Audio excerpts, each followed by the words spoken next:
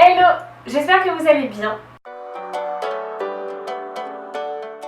Aujourd'hui je vous retrouve dans une petite vidéo as. Je me suis dit que quand même j'ai été partie de YouTube pendant quelques mois et ce serait pas mal de vous dire un peu où j'en suis. Je sais que tout le monde ne me suit pas forcément sur mon blog et sur Instagram, même si c'est là où je suis la plus active. Mais du coup ça peut vous permettre d'en découvrir un peu plus sur moi. Bon, en fait c'est pas très logique parce que je vous ai demandé de me suivre, enfin de me poser les questions sur Instagram pour que j'y réponde. Mais bon, si vous ne me suivez pas sur Instagram et que vous m'avez pas posé de questions, en tout cas peut-être que ça va vous donner des réponses. Alors j'ai eu pas mal de questions, donc je vais essayer de répondre à un maximum, mais je pense que je ne pourrai pas répondre à tout le monde. Si vous n'avez pas eu de réponse, je vous invite à me suivre sur Instagram pour me suivre au quotidien et avoir la plupart des réponses, ou à me poser vos questions en commentaire, je vous répondrai. La première question est venue pas mal et ça me fait très plaisir, c'est adorable. Vous m'avez demandé est-ce que tu es heureuse, comment est-ce que tu te sens en ce moment. Alors écoutez, ça va. Je suis une fille qui a des périodes très compliquées très souvent. J'ai regardé la vidéo de Romy récemment sur l'hypersensibilité et en fait je me suis reconnue à 2000% dedans. Et depuis des années je dis que je suis hypersensible mais sans savoir vraiment ce que c'est, à quel point. Et en fait je crois que je me suis auto-diagnostiquée, mais c'est pas mal ça. Donc j'aurais tendance à dire que en règle générale je suis heureuse parce que je suis une fille qui est hyper positive et j'ai tendance à toujours voir le bien partout et à me dire que tout est génial. Donc oui, je suis heureuse. Après il y a forcément des gros coups de mou et il y a des fois où c'est un peu compliqué à gérer, mais dans l'ensemble je suis très heureuse. Pour continuer sur la même lancée, c'est quoi tes remèdes quand tu déprimes? Eh ben, j'ai pas un remède miracle en fait, je reste dans mon canapé et je pleure. J'ai tendance à me renfermer sur moi-même, mais j'essaie de le faire de moins en moins parce que je sais que c'est pas bon. Je dirais qu'il faut essayer de voir du monde, de parler avec des gens, donc appeler des potes, votre famille, voilà. Faut pas s'interdire de pleurer, on a le droit d'aller mal, on a le droit de pleurer et de rester dans le canapé à se morfondre pendant 2 jours. Mais c'est 2 jours max. Après, faut passer à autre chose et faut avancer quoi. Comment as-tu su qu'Arthur était le bon? C'est une très bonne question. En fait, j'en sais rien. Ça s'est fait tellement naturellement. En fait, faut savoir que quand on s'est rencontrés, il n'y avait rien qui faisait qu'on pouvait être ensemble. C'était trop compliqué pour tout le monde. Lui, il partait vivre à l'étranger pendant 1 an. Il devait partir 4 mois, puis 6 mois. Donc il partait quasiment 1 an. Et moi je l'ai rencontré 1 mois avant son départ, donc c'était un peu compliqué. Et en fait, au lieu de partir 4 mois, il est parti 2 mois et demi. Il a un peu écourté son voyage, et son voyage de 6 mois, je l'ai suivi. Mais à la base, ça ne devait pas être prévu comme ça. Tout n'était pas fait pour qu'on soit ensemble, faut être très honnête. Mais je sais pas, il y a eu un feeling, ça a marché, et on s'est dit, on n'a rien à perdre, on tente tout, quoi, on verra ce que ça donne. Et en fait, j'ai aucun doute, je sais pas, enfin je le sens au fond de moi, c'est le bon, je le sais. Déjà, j'ai vécu dans un van pendant 6 mois avec lui, on avait 4 mètres carrés. Quand on est arrivé dans ce van, ça faisait 4 mois qu'on était ensemble, c'était genre vraiment, faut y aller pour vivre une expérience comme ça, on se connaissait à peine. Si ça tient 6 mois, ça tiendra toute une vie, il faut se le dire, mais je sais pas. J'ai pas de réponse toute faite de vous dire si ça se passe comme ça avec ton mec, c'est que c'est le bon, j'en sais rien, en fait tu vas le sentir, j'en sais rien. Actuellement, t'as combien de tatouages et est-ce que t'as de nouveaux projets? Alors, j'ai 16 tatouages actuellement et j'ai pas de nouveaux projets là tout de suite.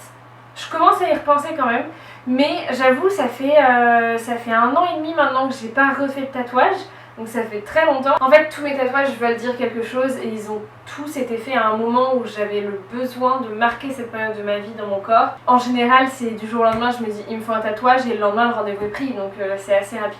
Alors ça c'est pareil, c'est une question qui est pas mal revenue. Où aimerais-tu être dans 5 ou 10 ans? Comment t'imagines-tu dans 10 ans?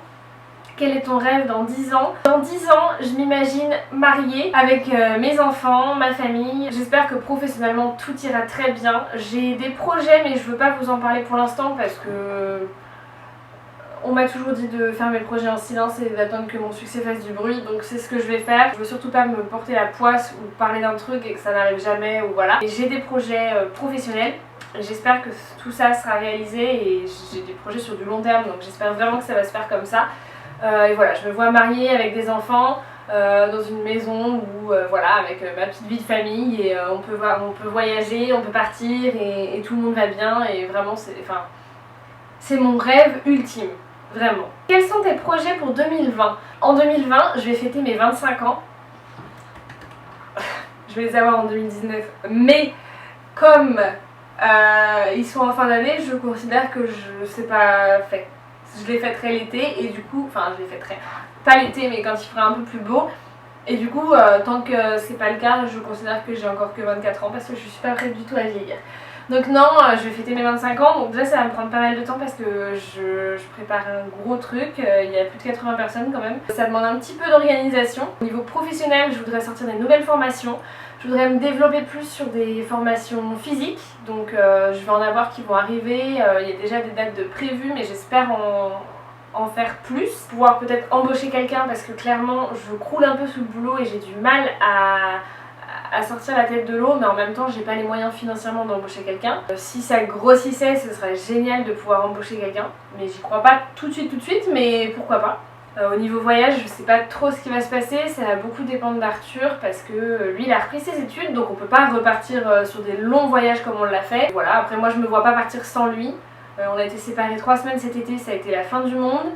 Là, la semaine prochaine je pars en Allemagne, enfin quand vous verrez cette vidéo, dans moins d'une semaine je serai en Allemagne.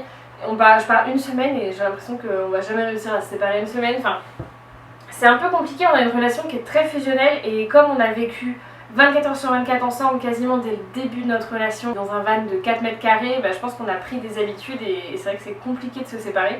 Donc je me vois pas du tout partir sans lui et en même temps lui il va pas trop pouvoir partir parce qu'il est en alternance et du coup soit il est en cours soit il travaille.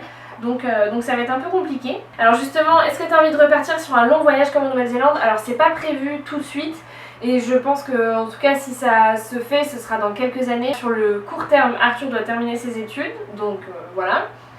Ensuite, on aimerait se marier, on aimerait avoir des enfants, donc il y aura d'autres priorités. Enfin, moi en tout cas, le mariage et les enfants sont une priorité sur le voyage. Pour moi, ça l'a toujours été et ce sera toujours le cas. Peut-être qu'après, on repartira. Par contre, moi, je me vois très bien repartir sur un long voyage avec mes enfants. C'est un truc qui me ferait kiffer, mais ce serait génial. Donc je me verrais très bien faire ça, faire un petit tour du monde en famille ou un truc comme ça. C'est vraiment un truc... je rêverais de ça. Donc peut-être, mais en tout cas, c'est pas dans l'immédiat. Tu souhaiterais combien d'enfants? J'en sais rien. Arthur, il en veut 2. Moi, j'en sais rien. J'en veux pas qu'un seul, en tout cas. Je dirais 2, 3 ou 4. Non, pas plus. 4 maxi, hein. Vraiment 4 c'est déjà le grand max. Mais on vient tous les deux d'une famille de 4. Et moi en même temps je veux pas trop 3 parce qu'il y en a toujours un qui est à côté. Vous voyez le truc? Donc je sais pas, on verra. Déjà on va en faire 1, on va en faire 2. Après on se posera des questions, on verra. De quelle ville vient ton chéri? Il vient du Mans comme moi en fait. On s'est rencontrés là-bas, on avait une amie en commun. Enfin des amis en commun même. Ça te manque pas d'habiter seule? Mais pas du tout. En fait je suis tellement bien avec Arthur et c'est tellement... En fait déjà il faut savoir une chose, moi toute ma vie j'ai attendu d'avoir quelqu'un dans ma vie. Toute ma vie j'ai rêvé de partager cette vie avec quelqu'un. J'étais très malheureuse célibataire, c'était très compliqué à gérer. Évidemment je suis bien plus heureuse en couple et du coup non ça me manque pas du tout d'habiter seule.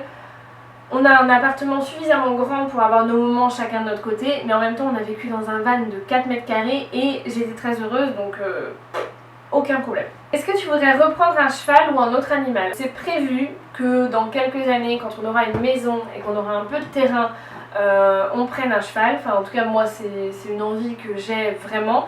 Mais je veux pas prendre un cheval pour prendre un cheval. J'ai pas du tout envie de prendre un cheval pour le mettre en pension chez quelqu'un d'autre ou pour le laisser chez mes parents en attendant d'avoir la place. Donc je prendrai un cheval quand j'aurai vraiment les moyens financiers et la place de l'accueillir.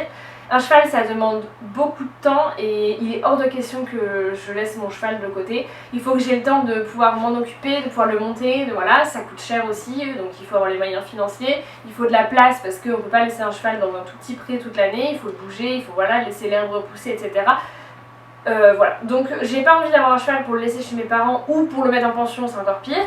Donc un jour ça arrivera, c'est prévu, on en a parlé et on le sait, mais pas dans l'immédiat, enfin c'est pas un truc qui est envisageable tout de suite. Je veux vraiment attendre d'avoir le temps et si ça doit jamais arriver parce que c'est pas possible, et ben ce sera pas possible mais je veux pas avoir un cheval qui soit malheureux. Est-ce que tu voudrais apprendre une nouvelle langue? J'aimerais trop en fait, enfin j'aimerais vraiment parler des dizaines de langues mais en même temps je fais plus d'études de langue donc j'ai beaucoup perdu. Mon niveau d'allemand a nettement régressé, mon niveau d'anglais, disons que ça va parce que je l'utilise plutôt au quotidien quand même. Dans mon cadre de mon travail, il y a beaucoup de marques avec lesquelles je communique en anglais donc je garde un certain niveau mais il régresse aussi parce que je le parle pas tous les jours. Après bon là la semaine prochaine je vais parler allemand pendant une semaine donc j'ai vraiment trop hâte que ça revienne un peu. Mais voilà, l'espagnol, clairement j'ai perdu tout ce que j'avais. L'indonésien, quand j'entends mes copines indonésiennes dans leur story Insta, je comprends un mot sur 4, j'ai vraiment tout perdu aussi. De toute façon, une langue, quand on ne la pratique pas, on perd. Après, ça revient quand on y retourne, hein, mais ça demande un peu de temps. Donc oui, j'aimerais apprendre une nouvelle langue, j'aimerais bien, enfin déjà en fait, j'aimerais bien retrouver mon niveau d'espagnol et progresser en espagnol pour avoir peut-être le même niveau qu'en anglais et en allemand. En anglais, parce que je parle mieux allemand qu'anglais quand même. Hein. Mais voilà, après, pourquoi pas apprendre d'autres langues, j'en sais rien. Mais en tout cas, c'est pas d'actualité. Et si c'est pour pas les parler, ça sert à rien. Enfin, moi, au final, je vois que je perds en niveau, donc je me dis ça sert à rien d'apprendre une nouvelle alors que j'ai déjà perdu le niveau de ce que j'avais déjà. Quelle est ta prochaine destination? Eh ben écoutez, vous allez voir cette vidéo dimanche, donc vendredi, je pars en Allemagne. Et là, j'ai trop hâte. Si vous savez, c'est la semaine de l'année pour les gens qui me suivent depuis le début. 1 an sur 2, on part où les Allemands viennent et voilà. Et c'est genre la semaine. Genre c'est trop ouf, c'est trop bien, on s'éclate, c'est génial. Et je suis trop contente de partir. Je vais être très fatiguée parce que c'est une semaine où on dort pas beaucoup. En moyenne, on est entre 15 et 20 heures de sommeil sur 8 jours.